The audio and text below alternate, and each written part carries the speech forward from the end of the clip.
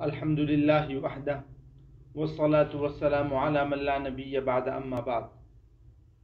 معزز و محترم سامعین و ناظرین، بہت سے حضرات یہ مسئلہ معلوم کرتے ہیں کہ رات کے وقت میں ہاتھوں کے ناخن کاٹنا یا پیروں کے ناخن کاٹنا جائز ہے یا جائز نہیں ہے۔ اسی طریقے سے رات کے وقت میں سر کے بال کاٹنا جائز ہے یا جائز نہیں ہے۔ اسی طریقے سے رات کے وقت میں کنگھی کرنا جائز ہے یا جائز نہیں ہے۔ اور وجہ اس کی یہ ہے کہ عوام میں یہ مشہور ہے کہ رات کے وقت میں ناخن کاٹنا حرام ہے، رات کے وقت میں سر کے بال کاٹنا، رات کے وقت میں کنگھی کرنا حرام ہے۔ یہ بات عوام کے اندر مشہور ہے، اور نہ جانے کیا کیا توہم کی باتیں عوام کے اندر مشہور ہیں۔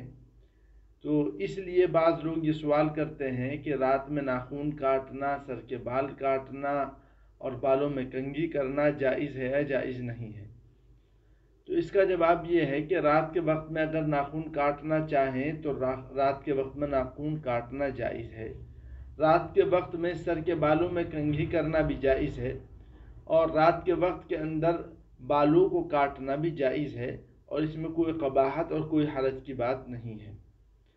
حضرت مولانا اشرف علی صاحب تھانوی رحمۃ اللہ علیہ نے اپنی کتاب کے اندر اس بات کی وضاحت کی ہے کہ رات کے وقت میں ناخن کاٹنا، بال کاٹنا، سر میں کنگھی کرنا یہ جائز ہے، اور اس کے تعلق سے جو عوام کے اندر یہ مشہور ہے کہ یہ عمل رات کے وقت میں حرام ہے، یہ اغلاط العوام میں سے ہے۔ حضرت امام ابو حنیفہ رحمۃ اللہ علیہ کے ایک عظیم شاگرد ہیں جن کا نام ہے حضرت امام ابو یوسف رحمۃ اللہ علیہ۔ ان کے زمانے میں ایک خلیفہ گزرے ہیں جو بڑے علم دوست خلیفہ تھے، ان کا نام تھا خلیفہ ہارون الرشید۔ انہوں نے حضرت امام ابو یوسف رحمۃ اللہ علیہ سے مسئلہ معلوم کیا، اور مسئلہ یہی معلوم کیا کہ رات کے وقت میں ناخن کاٹنا جائز ہے یا جائز نہیں ہے، رات کے وقت میں سر کے بالوں میں کنگھی کرنا جائز ہے یا جائز نہیں ہے، رات کے وقت میں بال کاٹنا جائز ہے یا جائز نہیں ہے۔